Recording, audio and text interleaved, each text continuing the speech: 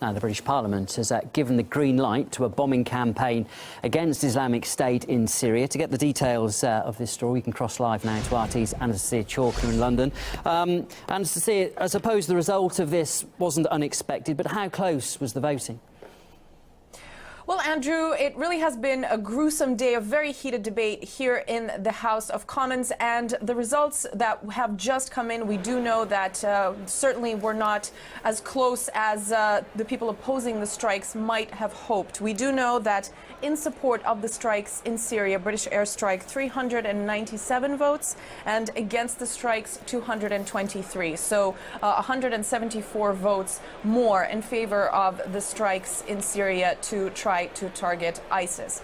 Certainly a very, very long day at the British Parliament, over 11 hours, again, a very heated debate between MPs, lots of questions, lots of concerns, lots of speeches. Of course, this comes after David Cameron's bid to carry out these strikes. He said the threat is imminent, that it's time to act, and the time action in this case is better than inaction. Of course, this is has been a very burning issue for Cameron, particularly since just 2 years ago, as we remember, he tried to pass the exact same vote here in London, except with a different premise, to target Assad specifically. But in this particular case, he said he would not take this vote to the House unless he was absolutely confident in a win. And it has to be said, of course, that experts and all predictions were pointing to the likelihood of this vote being passed in favor of striking against Syria. Of course, other reasons that have been named are the necessary help for British allies, the US and France particularly. We do know that really one of the bigger issues throughout this 11 hours of debate has been sort of the ghost of Iraq chasing MPs, because lots of questions were asked about whether or not this could lead to another sort of endless military adventure that Iraq, of course, continues to haunt some MPs here in the West. Also, lots of issues about the end plan, what exactly the coherent strategy would be and how it would end and wrap up, whether or not more security would actually take place if the strikes go ahead, or whether or not more threat would be fueled and more action from ISIS prompted. Nonetheless, the vote has taken place. The British MPs have supported strikes against Syria, so now it's really a matter of possibly hours until the strikes take place. OK, thanks, Anastasia. That was Anastasia Chalkner there, live from London. Now, during the discussions on possible UK bombing raids in Syria, Prime Minister Cameron went as far as calling the opposition leader and other anti-war MPs terrorist sympathisers. He later claimed he was misunderstood, but social media users still unleashed a wave of criticism. The hashtag terrorism sympathiser has emerged on social media. Driven by opponents of the bombing, it was the top trend on Twitter in the UK today. Following the media outcry, users started mocking the PM about his slip. Many said they thought they were pacifists until David Cameron labelled them terrorist sympathisers. Some joked about the world's anti-war leaders and activists being extremists. Well, before MPs met, hundreds of demonstrators marched through the streets of London as part of the Stop the War movement.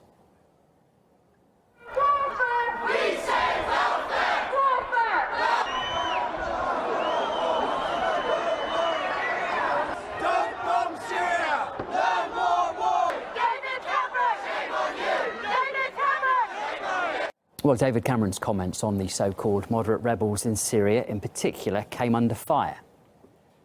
70,000 moderate forces in Syria is not my figure. It is the considered opinion of the Joint Intelligence Committee. The so-called moderate rebels that he refers to are people perhaps that only eat half of your heart, only cut half of your head off. The vast majority of those fighting the government in Damascus are fanatics of one stripe or another, either ISIS or Al-Qaeda or other very similar groups.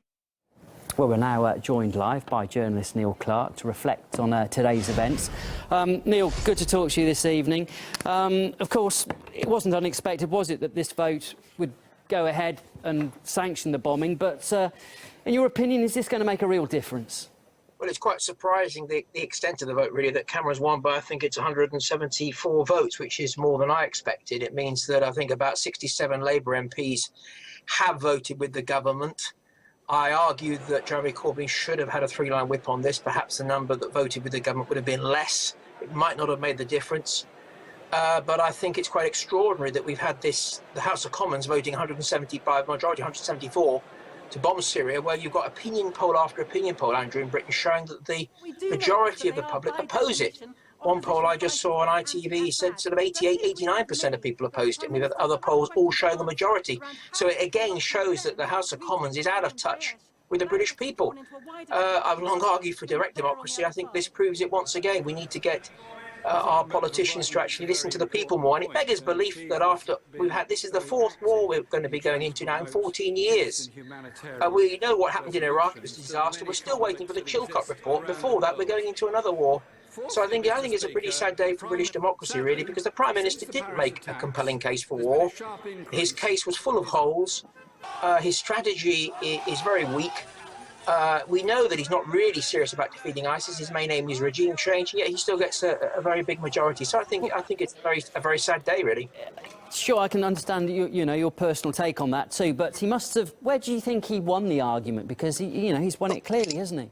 No, he hasn't won the argument, Andrew, in the public at large. He hasn't won the OK, within the Houses of Parliament, how did he win it today? Daily Mail opposed it. A lot of newspapers who you might have thought might have supported it were against it. A lot of military experts were against it. He's just managed to get 67 Labour MPs who I think might be more interested in trying to undermine Jeremy Corbyn rather than trying to help the situation in Syria. I wouldn't say he's won the argument. I think the more expert people we heard speaking, people like John Barron, the Conservative MP, who made a very good speech. He's a military man who said the basic flaw, one of the basic flaws about Cameron's plan, was this sort of boots on the ground argument. We know that to defeat ISIS, we need boots on the ground, and we had this figure of 70,000 moderate rebels who are going to march into Raqqa. It's the 2015 equivalent, I'm afraid, of the WMD's claim in 2003. So I don't think he won the argument, but he's obviously won the vote, and there's two different things there. Sure. I mean, just on that point, how did he win people over to vote the way he wanted them to vote? Well, he whipped them, three-line whip. The Conservatives had a three-line whip. I haven't seen the figures, Andrew, as how many Conservative MPs didn't vote for the government. Probably only 10 or 15 at the most. So he could guarantee his party would vote for him because, let's face it, most politicians are careerists. They're ambitious people. It's not a good career move if you're a young, ambitious, young Tory MP who's just got elected to vote against the government on an important vote like this. And, of course, he has got a majority anyway in the House of Commons. So that explains why so many Conservatives voted for him. And, of course, the Labour vote, I'm afraid there's still a large rump in that party that don't like Jeremy Corbyn and saw this as a great opportunity to undermine him by going against him, led by Hilary Benn. The irony of all ironies, Hilary Benn, the son of Tony Benn, the great anti-war Labour politician, a friend of Jeremy Corbyn, has undermined Jeremy Corbyn in this. So I think a lot of the Labour MPs, they were the key. The Liberal Democrats voted with the government. He's managed to win that because Corbyn has the support of Labour members who only in September voted him in with a big majority. 60% voted for him, but he hasn't got that level of support in the Parliamentary Labour Party.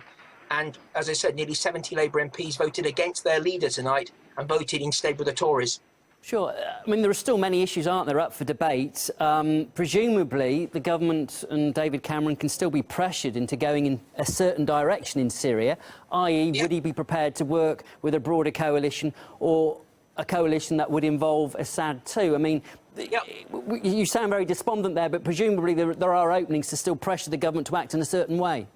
I'm rather despondent because I know that David Cameron won't want to do that, unfortunately. I hope he's pressured to try and do that because obviously this is the key point, Andrew. We all want to defeat ISIS and Daesh. We all want to defeat them. But if David Cameron was really serious about that, what he should be proposing would be working with the people on the ground who are fighting ISIS, Daesh, the Syrian army, and with Russia and coordinating with Russia. But he's not talking about that. No, he's still talking about regime change. He's saying ISIS first, Assad later. So he's still got regime change. His plan is still to put sort of sunny, so-called moderate rebels in power in Damascus, and that's going to put Britain on a collision course with Russia.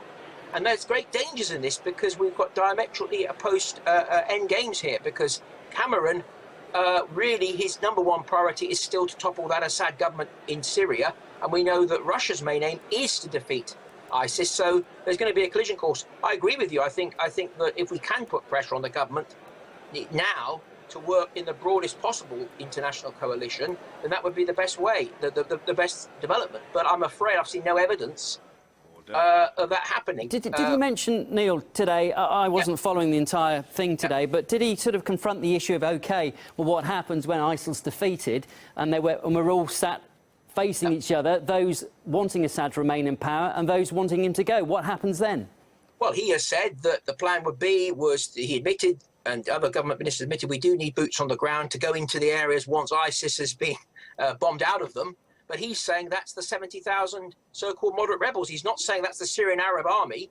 And of course, Russia is bombing ISIS and has made a lot of headway there. And the Syrian Arab army is moving into those areas. So what's going to happen when the British are bombing, the Americans are bombing, the Russians are bombing too, and the Russians are coordinating with the Syrian army, and the West is coordinating with so-called moderate rebels? There's going to be a clash here, isn't there? Because they can't all both reclaim the territory, and I think that's my. Well, they can't, Neil. And also, also I was going to say, once ISIL is dealt with, whenever that might be, then they'll all be on opposing sides. Exactly, and they're still. Don't forget now, Andrew, that the so-called moderate rebels are still fighting the Syrian government. And Cameron expects us to believe that they're just going to turn around now and say, that's it, we're going to forget about fighting the Syrian army, we're going to focus on ISIS 100%. A lot of these people, Andrew, of course, have come from ISIS. They've sort of moved around. It's not some fighters have gone from being ISIS, from moderate rebels to join ISIS. So it's a much more fluid situation than this. And David Cameron's coming up with this viewpoint. He wants us to believe that there's these big army of moderate rebels who are just going to just march into Raqqa. Everything's going to be great. Assad will go, and the moderate rebels will run Syria. Well, this is a recipe for disaster. I think we only have to think back to Libya, let alone Iraq. Look what happened to Libya, where we were told, oh yes, we had to. The bombing started there to protect civilians. Then it morphed into regime change. And then Sarkozy and Cameron proclaimed great victory. What happened? It became a jihadist magnet. It's a failed state. And ISIS, the Islamic State, are in Libya now. So there's no real plan here. There's no proper plan. There's no logic to this. Because if the aim was to destroy ISIS, then the logical thing, as many observers have said, would be to work with the Syrian army and to work with President Assad's government and with Russia. But the government is not saying that. They're doing the opposite. They still want to undermine the people who are also fighting ISIS. So it's a real recipe for disaster, I fear.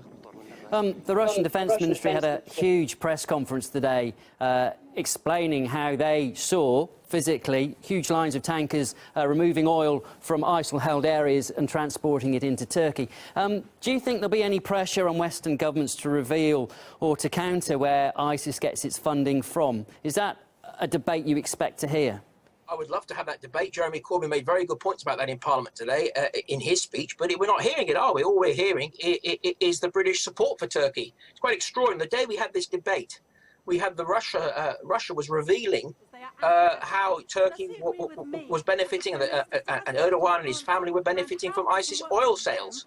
And that didn't really make any impact, really, on the debate, and many of the speakers didn't even mention it. And it seems it's a taboo subject here, Andrew, to actually say, you know, who's funding ISIS, where are they selling that oil, what banks is it going through. I've seen people on the BBC who have been sort of shut up when they've been talking about this. So it's a subject we're not supposed to go near. We're supposed to be saying, yes, we've got to bomb ISIS, but we're not supposed to ask questions about where these people are getting their money from and where they're getting their funding from. It's absurd. How can you fight a war on terror if you're not dealing with the with where these terror groups are getting their money from? The logical thing would be to stop their money supply, stop the arms, and work with the people who are fighting them on the ground. But that's not what Cameron's doing. No, he's doing the opposite. The issue isn't going to go away. Russia says it's got more evidence and it will be forthcoming with more too. Presumably David Cameron and the government will have to face this at some point.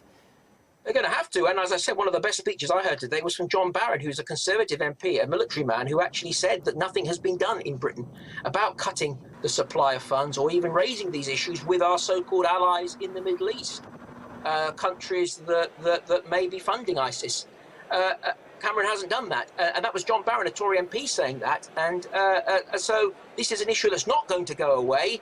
We've got to keep saying this, that Now the bombing will probably be starting very soon. The RAF planes will be taking off to bomb ISIS, and yet at the same time we're not focusing on where they're getting their money. And if we're bombing and the money's still coming in, if the weapons are coming in for ISIS, then where are we going to get to? What's the logic in that? No, surely the logic is to stop the supply to these people first.